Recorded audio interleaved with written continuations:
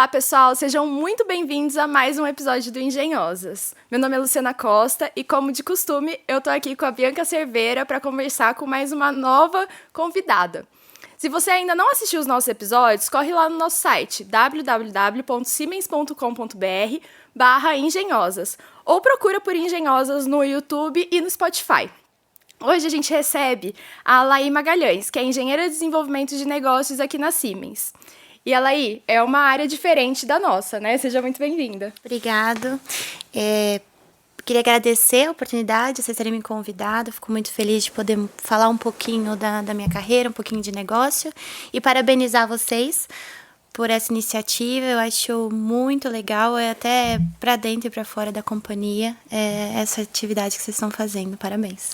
Obrigada. A gente tá animada, né? Porque hoje o tema é diferente do que a gente tava vendo antes, né, Bia? Nossa, hoje vou aprender muito aqui. Então, para quem tá acompanhando a gente, né, pessoal... viram aí que a gente fala muito aqui da nossa atuação na Siemens, e eu e a Lu temos uma particularidade que a gente trabalha na área de automação especificamente, né? E a gente falou em um dos episódios um aspecto muito interessante da atuação da Siemens, que é ver uma fábrica nascendo do começo até o final. E aí, quando a gente fala do começo, a gente fala de eletrificação. A gente já trouxe a Natália aqui, nossa colega, que era para falar da baixa tensão. E hoje a gente vai aprender muito porque a gente vai evoluir um monte nesse tema de eletrificação. Eu acho que todo mundo vai gostar de ouvir aquilo que a Siemens é capaz de fazer, como funciona esse mercado, quais são os produtos, quais são as soluções. Então, eu acho que a nossa engenhosa aqui vai contribuir demais com o meu aprendizado e com o de todo mundo que está assistindo, né? É isso aí. E para começar, tem uma pergunta icônica que a gente sempre faz, né? Sempre chega esse momento. Então eu quero saber quem é engenhosa por trás de você. Bom, ela aí é caiçara do litoral de São Paulo, formada em engenharia elétrica, mas a ênfase minha foi eletrônica. Tenho um filho de 12 anos, autista, então, assim, 1001 facetas aí. Nossa, que legal.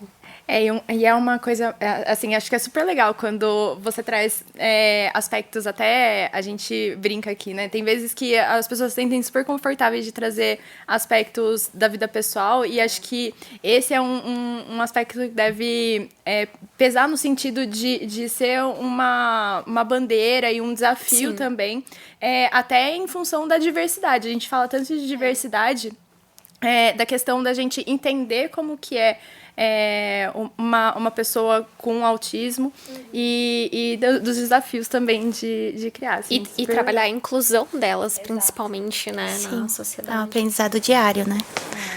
Apoiar e ajudar e aprender o tempo todo é muito, muito gratificante. Acho que a gente mais ganha do que aprende com eles, né? Que ensina.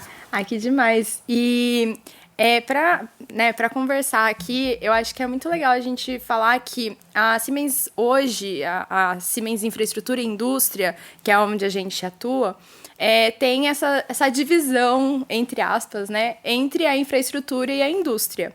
Nos episódios anteriores, a gente falou bastante sobre a indústria de forma mais focada. Então, quem são os players, aonde que a gente atua quando a gente fala de indústria.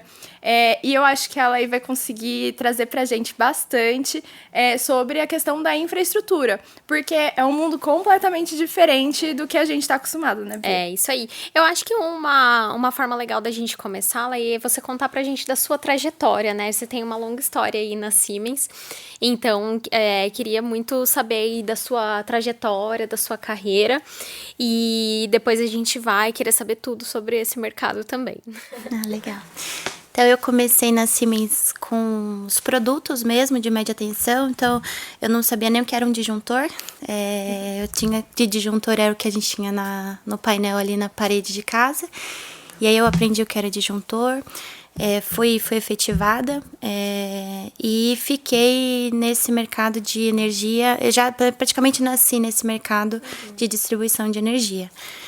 Eu comecei com os equipamentos de uso externo, então se vocês estiverem andando aí pelas estradas do Brasil e ver aquele monte de equipamento de metal, assim, é aquilo que eu vendia, que é aquilo que eu vendo. E aí depois eu fui responsável por desenvolver um produto novo. A Siemens adquiriu uma empresa na Austrália, que é o Fuse Saver, né? Então ela adquiriu essa empresa. E aí eu tinha que desenvolver um produto que no Brasil não tinha demanda. Então eu acabava viajando aí do norte ao sul, do nordeste ao extremo sudeste. E tinha que promover, criar demanda e fazer essa venda. E aí, graças a Deus, depois de muito trabalho e esforço, a gente conseguiu. É um time, né? Eu tô aqui representando um time, mas a gente conseguiu fazer esse mercado existir e crescer, né, aqui no Brasil. Então, foi bem legal. E aí, depois, eu assumi como desenvolvedora de negócios. E aí, pensando mesmo não só em equipamento de uso externo, mas todo o portfólio de média tensão. Aí, nesse momento, eu estava com geração, transmissão e distribuição de energia. E aí, atendendo o Brasil todo. Sim. E agora, sua atuação, especificamente em distribuição? Isso. Agora, a Siemens está sempre em mudança, né? Não é monótono, a gente não cai na mesmice. Muito dinâmico. A gente se reestruturou novamente e aí a área de produção e controle juntou com a área de média tensão, né, na Siemens. E aí, nesse momento, eu estou focada no portfólio tanto de transmissão, para quando fala em equipamento de média, e aí falando em mercado de distribuição de energia, média e produção e controle. E aí acho que é legal contextualizar como é que funciona, o que é geração, distribuição e transmissão, né? Sim. Porque a gente recebe na conta da CPFL, ou da Enel, ou da EDP, uma conta fechada, um valor fechado, né? Mas a gente tem ali no mínimo 3 empresas envolvidas nesse processo.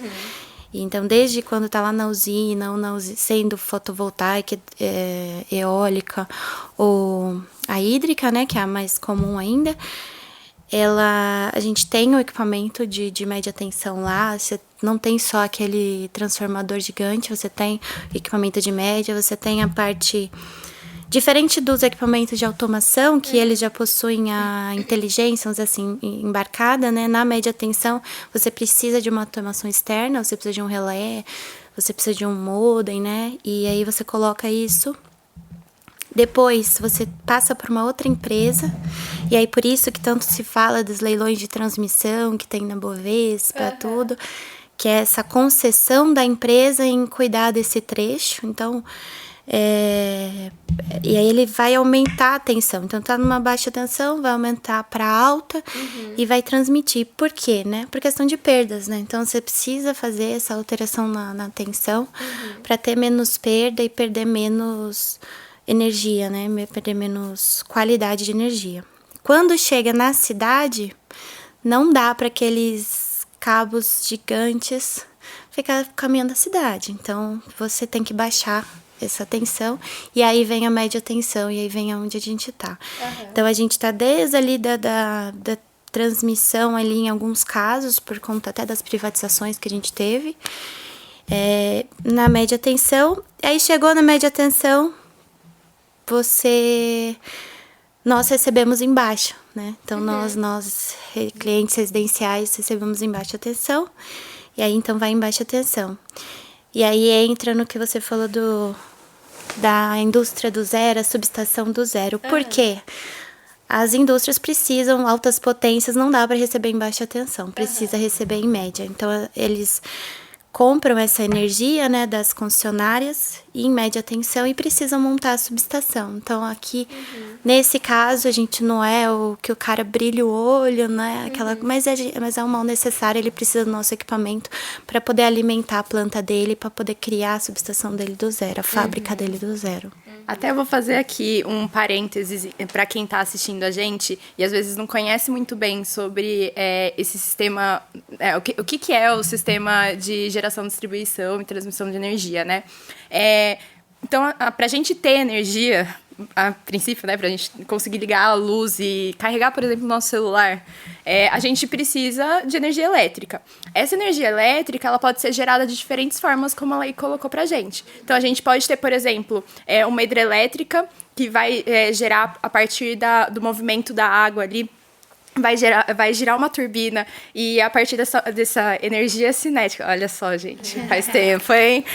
A energia cinética desse movimento vai gerar uma energia, vai ser mudada, como fala, transformada em energia elétrica, e essa energia elétrica é a que a gente consome, mas ela não é exatamente a que a gente consome, porque do centro que a gente gera, então do centro de geração, por exemplo, lá de Itaipu, a gente sabe que a energia gerada em Itaipu, ela influencia, por exemplo, na energia que a gente consome aqui no estado de São Paulo. Então, para a energia chegar aqui, a gente precisa de toda uma infraestrutura que faça essa transmissão da energia. Então, quando a gente fala de geração, a gente está falando lá, no caso, estou falando da hidrelétrica, usando como exemplo, mas a gente pode ter termoelétricas, a gente falou bastante sobre isso recentemente, né? Aí a gente vai ter um sistema de transmissão, como a lei colocou. Então, a transmissão, ela vai ter que ter essas mudanças de nível de tensão em função, principalmente, também do tamanho dos cabos. Eu acho isso muito interessante. Aprendi na faculdade, gente. Que tem, dependendo dos níveis de tensão e dos níveis de corrente, você vai precisar de cabos maiores ou menores. Então, dá para você pegar o cabo muito grande. Então, para isso, você muda os níveis de tensão para que você consiga ter uma infraestrutura mais leve e realmente facilite essa transmissão. E quando a gente fala de distribuição, essa parte que está mais próxima do centro consumidor, então, mais próxima da gente.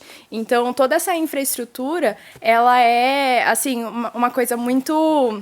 Às vezes a gente não enxerga, né? A gente vê, passa... Adorei a coisa de ver as coisas dentro na estrada, né? Aquelas estruturas metálicas, porque acho que a gente não entende muito bem por que tem aquilo, né? Então, são linhas de transmissão aquilo. E eu acho que, pra gente, é um negócio muito... Não tá muito no nosso dia a dia a gente falar sobre esses produtos, né? Então, colocar ali... claramente, aonde que a gente atua, a gente tem a Siemens Energy, apesar de não estar na nossa área de atuação, a parte, por exemplo, de geração também costumava estar aqui agregada aos produtos que a gente trabalhava, né? Então, era bem até mais próximo do nosso dia a dia. Do nosso dia a dia. Do nosso dia a dia. É verdade. E aí, aqui nos bastidores, a gente estava conversando muito, né, sobre qual é essa estrutura, e também sobre algumas particularidades do nosso mercado. Acho que você falou muito bem aqui, eu queria trazer essa informação para quem está ouvindo. Eu acho que o mercado brasileiro, então, tem algumas particularidades, né, frente ao resto do mundo em termos de aplicação na área de média tensão, e como que isso funciona? Na área... Eu acho que assim como tudo no Brasil, né? Acho que tudo no Brasil é sempre muito complexo. Então, as redes no Brasil, você tem a rede aérea, você tem a rede subterrânea. E para cada nicho de mercado, né? Para cada aplicação, você tem um produto. Então, a nossa fábrica aqui no Brasil é a única que tem no Brasil todas as gamas de produto, todos os produtinhos, né? Então, você tem desde o painel... A gente falou 8DA, né, o painel a gente separa as subestações, né, também. Então, subestação primária, que é a subestação que normalmente costuma ficar com a concessionária de energia, ou pensando numa renovável, é onde chega os aerogeradores, então você vê aquele aerogerador ou aquele conjunto de skids, quando é um caso de solar, você tem esse painel que tem uma corrente de curto maior, uma corrente... nominal maior, todos os equipamentos possuem a questão de confiabilidade, segurança, tem que estar tudo certinho, né? Isso aí é indiscutível. Mas para aplicação a gente chama de subestação primária quando utiliza esses equipamentos, ou disjuntores de uso externo, né? No Brasil você tem tanto interno como externo, e lá E lá fora, assim, na Europa, é tudo subterrâneo. Você não vê esses cabos lá de fora, né? No Brasil, em São Paulo você vê, né? Você vai na Paulista, é tudo subterrâneo. Você vai sei lá, no interior de São Paulo, é tudo aéreo. Não dá pra fazer gato, né? Brincadeira. Não dá. E aí um dos nossos problemas é esse, né? Então a gente tem vários equipamentos que são anti-gatos, vamos dizer assim. Então, uma das aplicações do nosso equipamento é o religador. E uma das aplicações que as concessionárias estão utilizando, né? Então, para quem não conhece o que é religador, né? Quando você está em casa, deu aquela chuva pesada e piscou a energia e depois voltou, é o religador dando o ciclo dele de atuação. Então, você pode até contar os segundos e vai ver que vai bater. Primeiro vai ser uns 2 segundos, depois vai ser uns 30, e aí depois apagou. Apagou é porque realmente a gente chama de falha permanente. E o que o pessoal tá fazendo, né? Eles pegam o religador e eles bloqueiam esses religamentos, deixam só um religamento. Para quê? Para aquele local que está sendo feito gato e atrapalhando toda a questão do estudo de proteção, ele só derrube quem fez o gato. E não a subestação e não os clientes que não tem nada a ver com isso.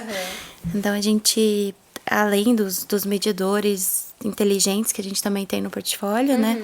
Então a gente acaba utilizando a questão dos gatos. Mas fora tem gato também. Não é só que não. Com certeza. Mas até um ponto. Eu não sei, Bia, se pra você tá tranquilo de acompanhar, porque, gente, a Bia é formada em engenharia de controle e automação ela manja tudo de indústria.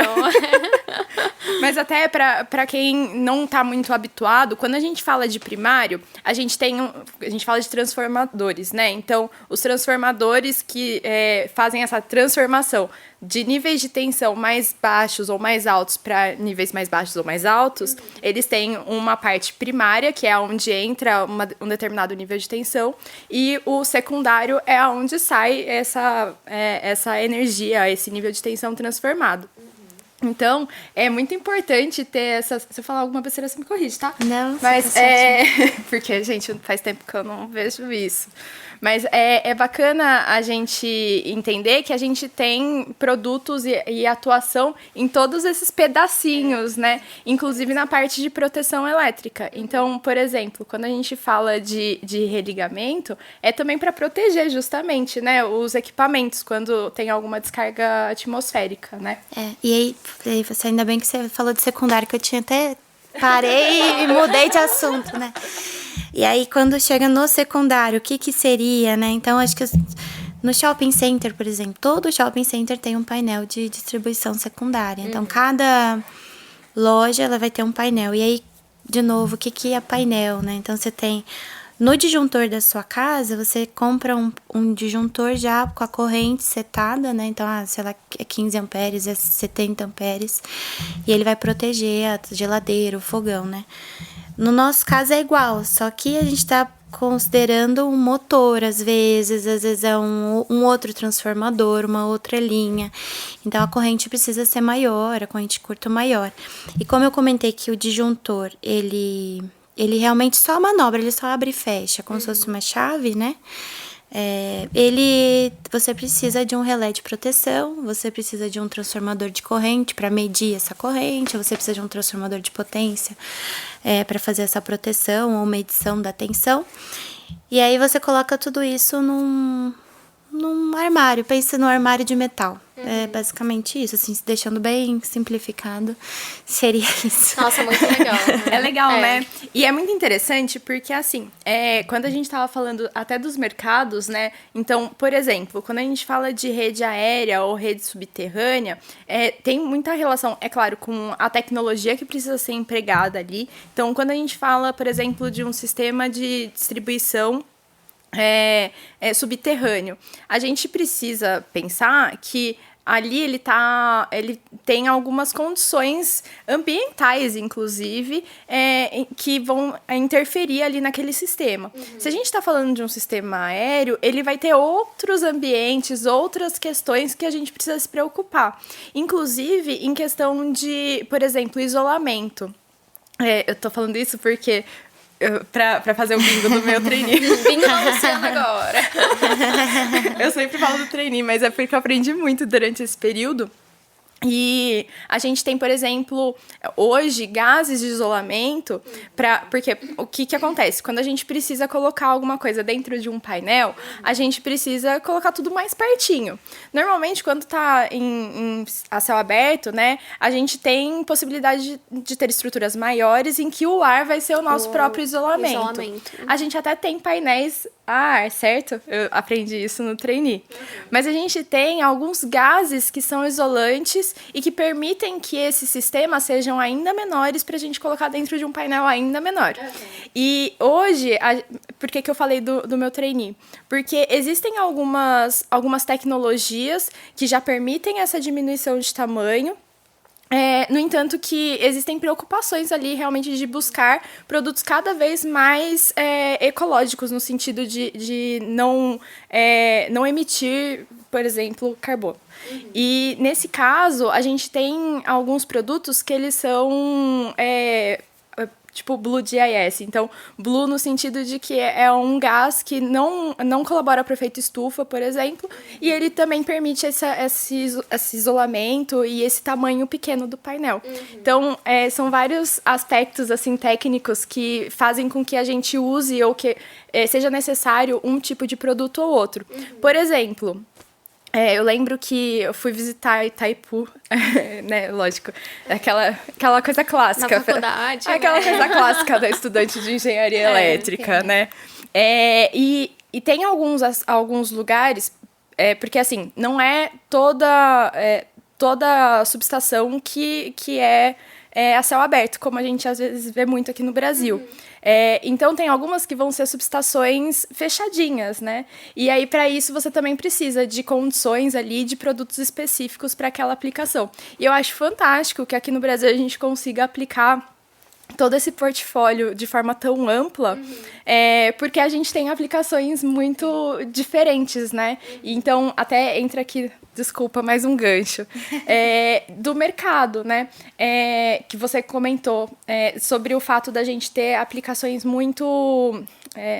falar diferentes e realmente precisar desse portfólio todo aqui no Brasil. Queria entender de você como que é desenvolver um portfólio, que você contou pra gente que você trouxe esse portfólio que eu imagino que deve ter sido um desafio enorme, tendo em vista aí o mercado que a gente tem aqui. Sim. Eu acho que o grande desafio é ouvir, né? Eu acho que a gente é muito preocupado em falar, em expor, em querer vender. Mas quando a gente consegue ouvir o que realmente pega, né, pro cliente, qual que é o problema do cliente, aí a gente consegue ser mais eficaz e fazer uma venda consultiva.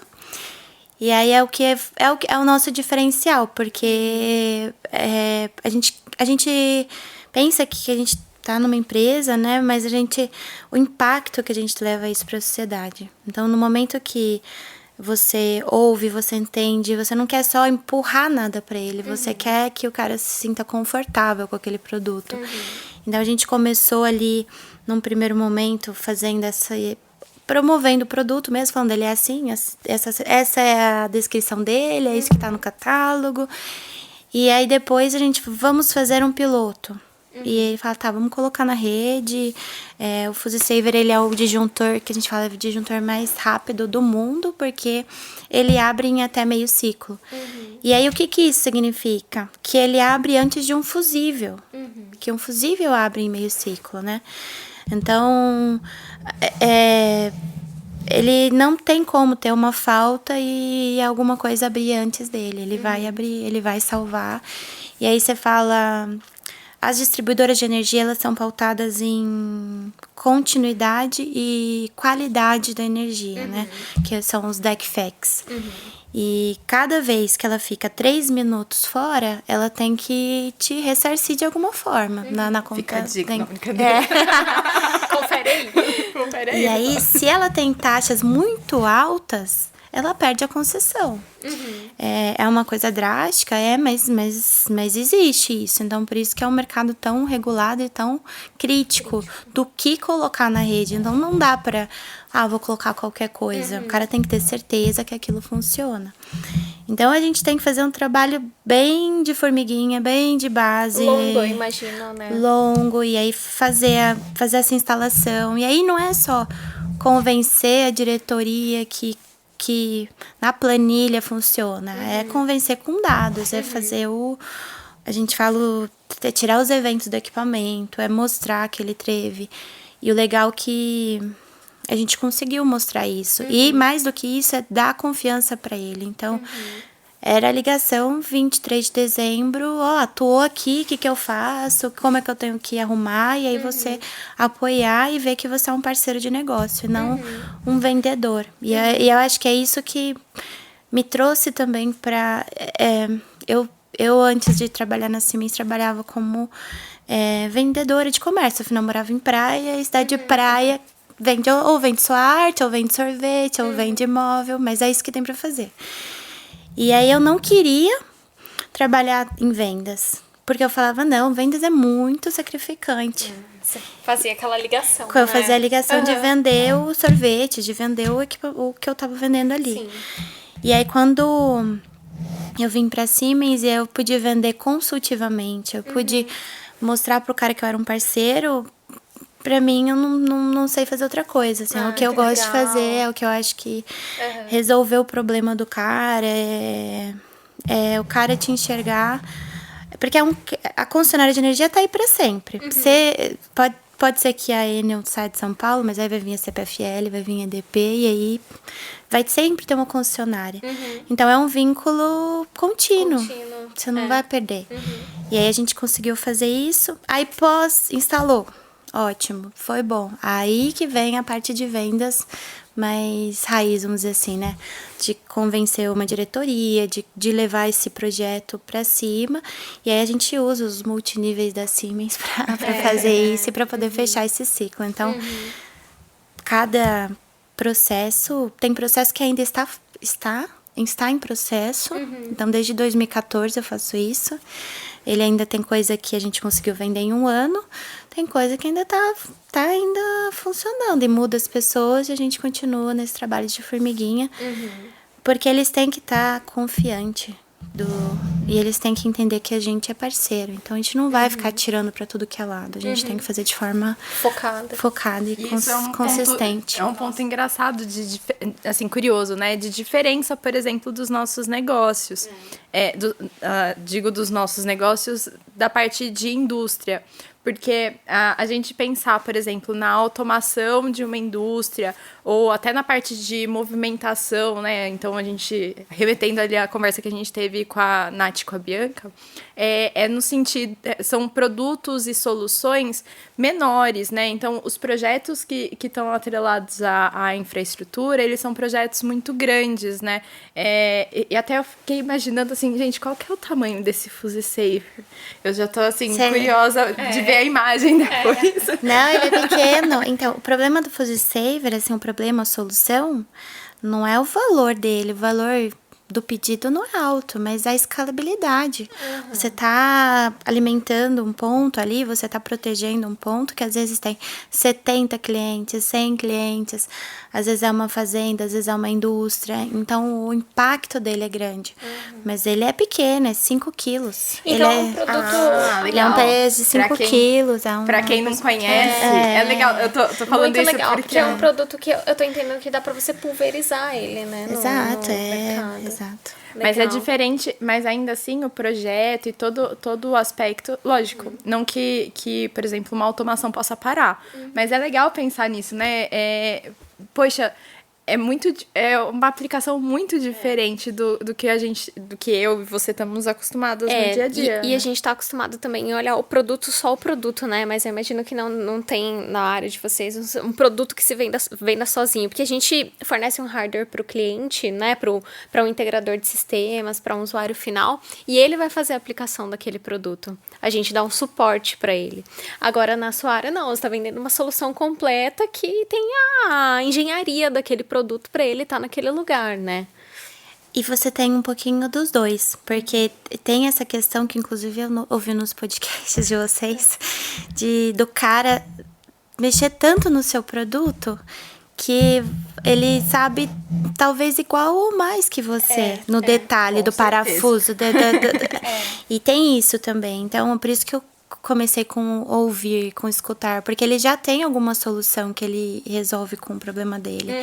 E aí, se você chega impondo, não vai ter sucesso. Você tem que ouvir, você tem que entender. Então, nesse caso, né, no Fuse Saver, ele tem 5 quilos, então ele é muito fácil de instalar.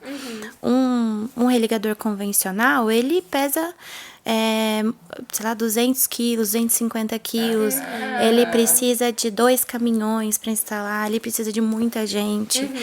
Então, um ponto até na pandemia, comprava-se Fuse Saver porque precisava só de um cara, não tinha aglomeração e o cara instalava. Nossa, que legal. E é um tipo de coisa que não está escrito no catálogo, que você só sabe se você foi lá e viu, se você acompanhou a instalação, se você viu a movimentação das pessoas, se você...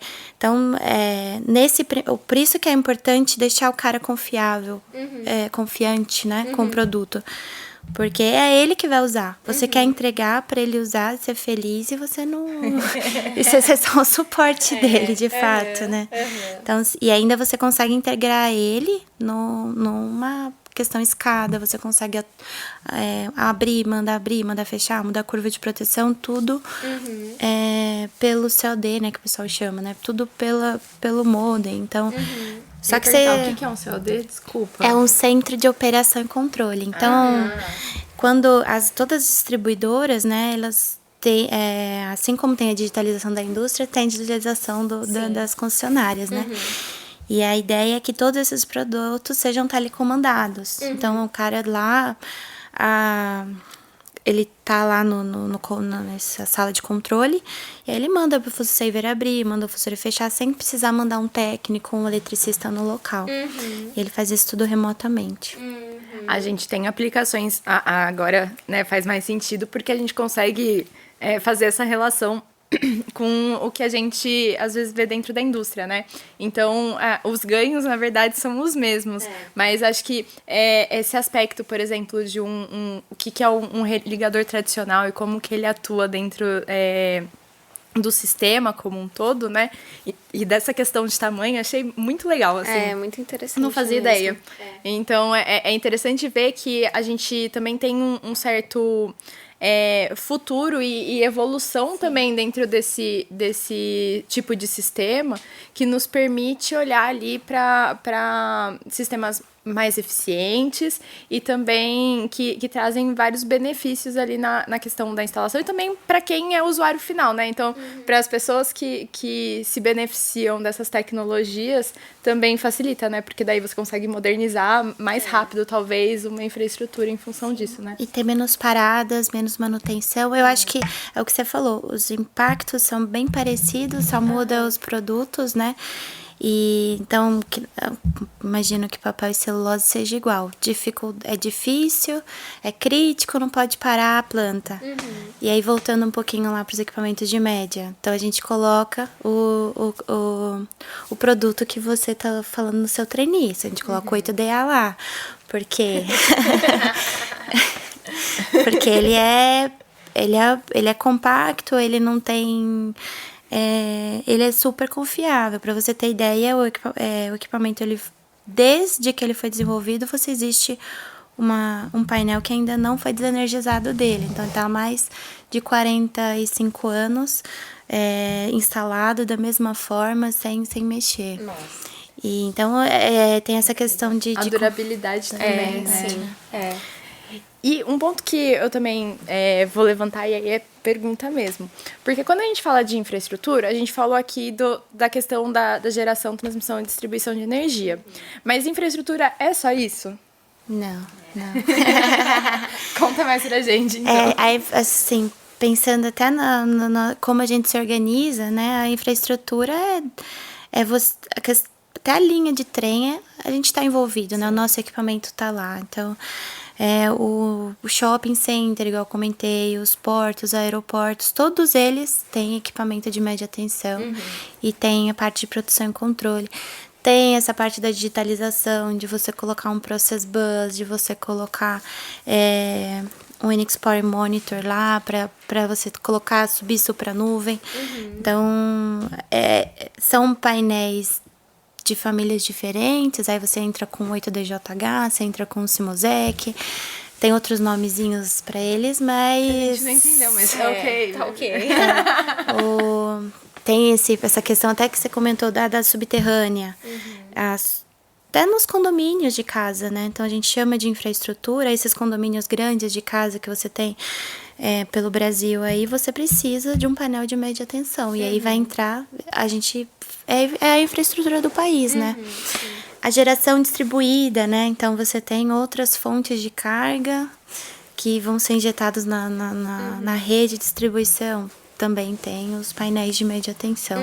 Então, quase tudo tem que ter alguma coisa. Pensa, lugares, tudo né? que a gente pensa tem infraestrutura, né? E como que é esse ecossistema para gerar soluções, né? Porque eu imagino que a gente não fornece, por exemplo, uma solução direto para uma construtora. A gente vai fornecer para um ecossistema ali que vai fazer uma instalação, vai fazer engenharia daquele local. Como que funciona? Quem são esses players, assim, além do usuário final, né? Aqui na área da indústria, assim, a gente tem bem claro, né, quem são esses caras. A assim. gente tem claro porque a gente trabalha com isso, né?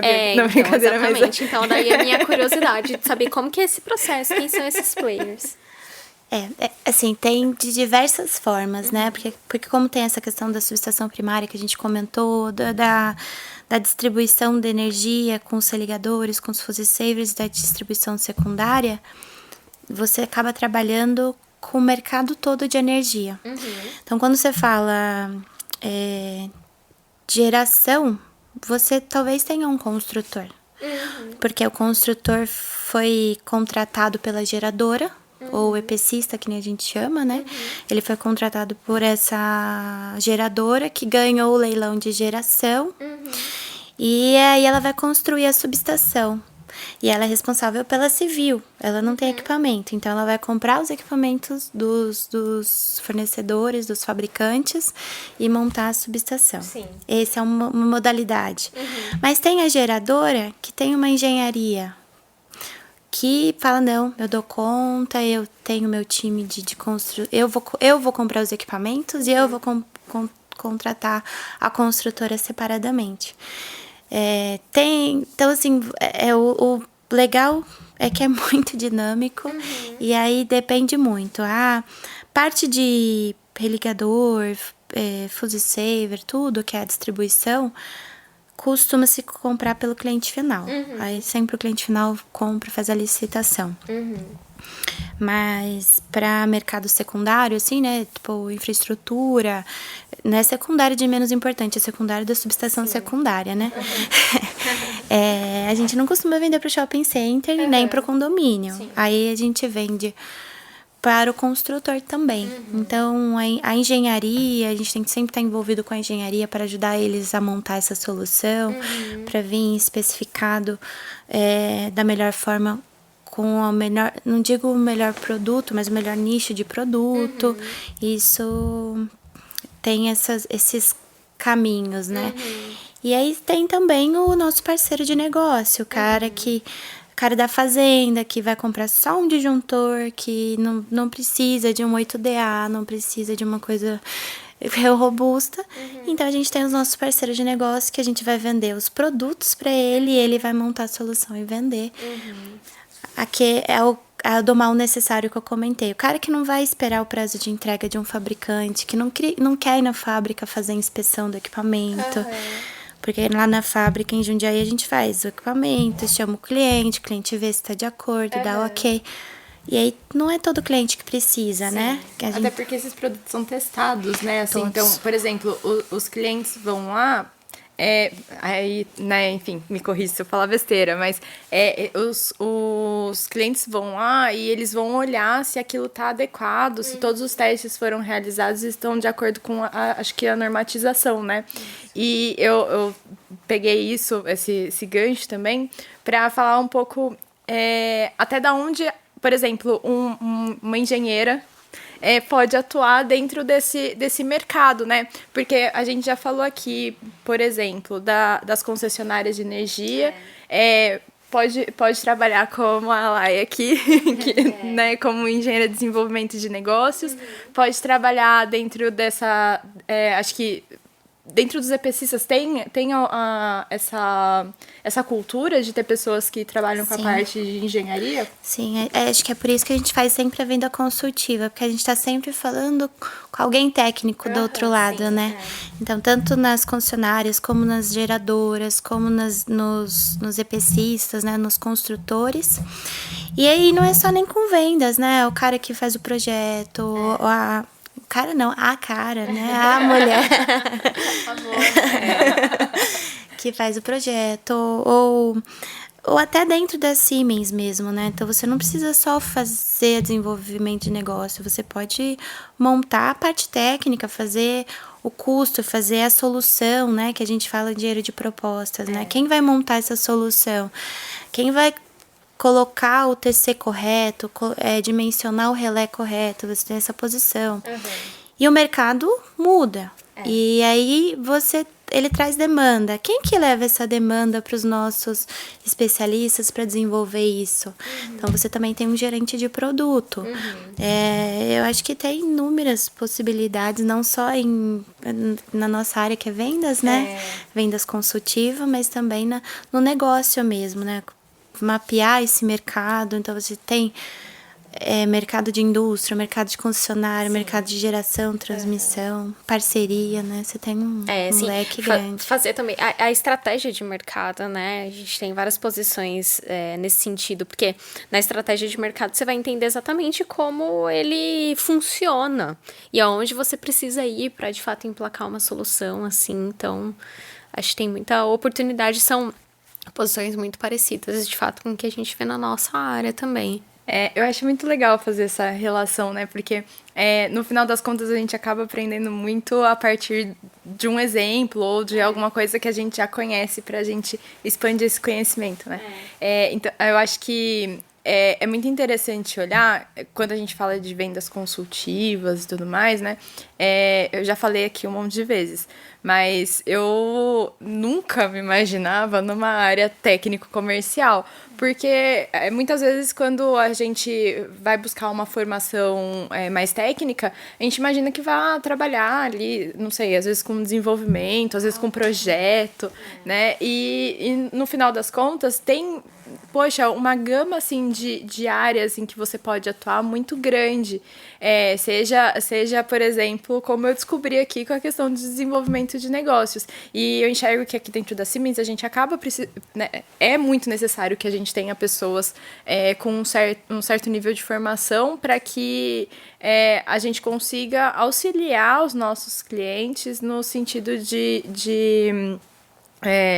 entender qual que é o portfólio mais adequado para aquela solução e realmente ser um parceiro ali de negócios para desenvolver isso. Eu acho Tem a parte da execução, né? Então, assim, como os nossos equipamentos são todos customizados e todos têm um projeto específico, também tem a possibilidade da execução, o gerente de projeto. Então, você tem... E não só o gerente de projeto, o gerente da fábrica, que cuida da linha, quem cuida da... Eu acho que não necessariamente você precisa vir para vendas.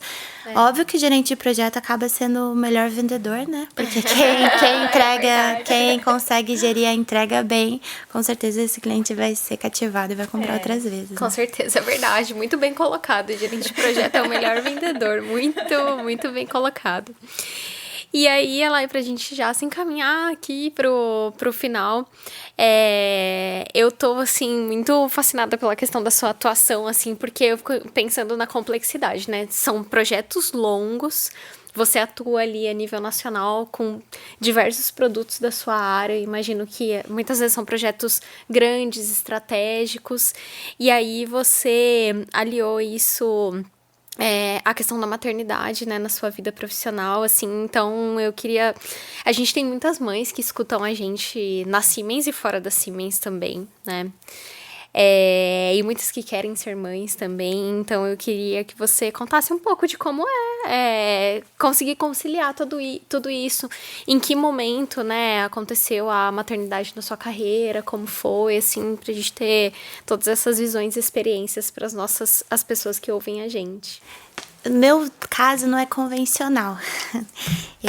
Meu filho é autista, mas ele é adotivo. Então, e eu tenho uma rede de apoio que não é todo mundo que tem.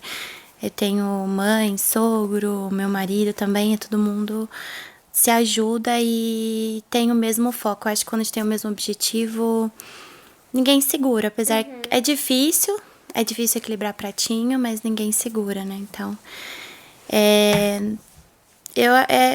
difícil falar quando você tem uma rede de apoio tão boa igual eu tenho, né? Mas ele tem 12 anos, tá desenvolvendo a cada dia, e tem as terapias, tem a escola, então eu acho que programação e rotina acaba sendo um pouquinho...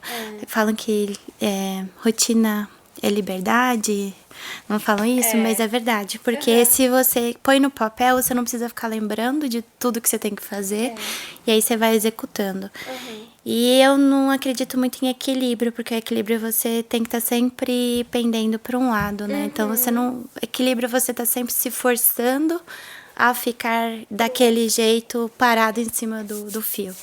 Então, você tem que ser amável com você mesmo. Então, você vai saber que um dia você vai trabalhar, virar final de semana, porque o trabalho está demandando e que quem vai acompanhar o seu filho no departamento, no problema da escola, vai ser o seu marido e vai ser a sua mãe. E você fala, que bom que eu tenho quem contar. E vai ter um momento que você vai falar, não, hoje eu vou precisar sair 4 horas porque tem a apresentação dele na escola. Então, acho que é não se culpar tanto. Eu acho que a gente é muito crítica, né? E nesse período não dizer que eu tô perfeita, que eu não me critico, mas é esse o meu trabalho diário de não se cobrar, de ser amável com você mesmo, que vai dando certo, vai se encaixando. Nossa, que legal, que sábio. Super sábio. E a gente conhece outras pessoas dentro da empresa que também tem filhos com autismo, né? E eu acho que é um aspecto... Eu vou falar pouco falado, porque às vezes a gente conhece pouco, né? Hoje eu sinto que a gente tem a gente consegue ter acesso a mais informação e entender um pouco melhor, mas não deixa de ser um desafio de incluir cada vez mais dentro do nosso dia a dia, até para que a gente tenha colegas que tenham autismo ou que atuem no mercado de trabalho sem sofrer nenhum tipo de discriminação. E eu imagino que aí eu não sei como que é para você, né? Essa questão de lidar com um aspecto até de desafio dos outros, porque a gente sabe que às vezes a sociedade acaba excluindo de alguma forma. Sim, acho que agora eu tô entrando no período da adolescência, acho que é o período mais temido por pessoas neurotípicas, né? Quanto mais pro Ryan. Então, realmente, mas ver que as empresas estão começando a se movimentar e não é uma questão de só... Os adultos estão descobrindo que são autistas, né? Então, acho que há 15 dias eu estava voltando do aeroporto, o Uber começou a falar comigo, e aí ela tinha um filho autista de 12 anos. E aí foi muito engraçado, assim. Coincidência, né? Muita coincidência. E ela falou que descobriu que o marido dela era autista. E ele falou, não, eu não sou. E ele depois, não, você é assim, você é assado. E fala, nossa, eu sou. Às vezes o nível também tem isso. E isso, né? Tira um peso, né? Porque você fala, eu sou diferente, eu tenho que agir dessa forma. E não, eu funciono diferente, tá tudo bem. E aí você vê... e eles são muito diferentes um do outro, não são rotulados, ninguém é rotulado, assim como a gente. Então isso é muito legal, essa questão do respeito, a questão de como você vê ele desenvolvendo, ele quer ver ele sendo respeitado, é muito gratificante, muito gratificante. Que legal. Ai, que demais. Obrigada. Eu acho que obrigada, porque eu pessoalmente eu não tenho esse contato, então para mim é super legal conhecer mais sobre isso. E da mesma forma que a gente fala, por exemplo, do aspecto de diversidade em relação a gênero, né? Eu acho que é muito importante a gente falar cada vez mais pra gente entender um pouquinho como que é o mundo do outro, né? E acho que o tema do autismo também é um aspecto que tenho vontade de conhecer mais depois. A gente, dentro do Diversifica, a gente teve até palestra sobre isso, Sim, né? sim. Na Siemens, contribuição, conversa sobre, assim, então é bem legal que a gente tem esse assunto difundido. É um tema atual, né? E eu acho que as pessoas... Eu sei que quando eu recebi o diagnóstico, ninguém falava, né? Então, tem 9 anos. A gente descobriu com 3 anos. Ninguém falava, foi aquele luto. E era muito difícil. Agora não, agora aparece autistas adultos falando. Você sabe que ele transita entre o espectro, então entre níveis de suporte, né? Suporte 1, suporte 2, suporte 3. E aí vai aliviando a carga, né? Você saber a empatia, né? Você saber que tem mais gente no mesmo barco. É por isso é importante esses pilares nas empresas, não só o da Diversifica de gênero, mas o de também de deficiência, porque todo mundo tem algum conhecido. E aí acha que acontece só com ele. E aí quando você ouve o outro falando, você fala, nossa, meu mundo pode ficar mais leve, eu tenho com quem dividir, né? Acho que até um dos pontos, assim, eu realmente agradeço muito por você trazer esse tema e compartilhar com a gente isso, porque eu acho que para as pessoas que ouvem a gente, também é um ponto de identificação, de encontrar, falar, não, olha só, né, a Lei tá lá super falando no podcast, falando como que é a experiência dela e ela viveu isso, então também é um ponto de referência para outras pessoas. Com certeza, sabem quem procurar também. Ai, gente, eu tô super contente de você ter vindo aqui. Eu também. Nossa, muito obrigada. A gente muito aprendeu obrigada. muito hoje, né, Bia? Eu vou sair, olha, daqui. Aprendi muito, de verdade. Muito obrigada pela contribuição. E queria agradecer muito quem continuou aqui com a gente, acompanhou até o final. E, gente, esse é o último episódio da nossa temporada. Ah, não. Não é, não. Não, isso é. Não é possível. É sério? Passa É sério rápido. isso, produção? Produção. Infelizmente é o nosso último episódio, mas a gente volta para uma segunda temporada no ano que vem. A gente vai dar uma pequena pausa, mas acompanhe a gente, acompanhe os nossos episódios e não perca, se você perdeu algum, não perca os outros episódios que a gente já gravou, que são muito legais e são cheios de pessoas muito, muito especiais. Então acompanhe a gente no nosso site e pelas redes sociais da Siemens. Isso aí. A gente tem uma lista de convidadas ainda, né, para a próxima temporada, então muita gente aí também com o compromisso de trazer as suas experiências, seu conhecimento pra gente. Então a gente volta e enquanto isso acompanha a gente no LinkedIn também. Bianca Cerveira, Luciana Costa e o seu LinkedIn. Alain Magalhães. Alain Magalhães, isso aí. Pessoal, se vocês tiverem comentários, mensagens, nos mande. A gente fica super feliz de receber o feedback de vocês. E tenho certeza que a gente vai conseguir trazer mais pessoas, ainda mais pessoas legais para conversar com a gente. Então, chama a gente lá nas nossas redes sociais. Isso aí. Até a próxima, gente. Tchau, tchau.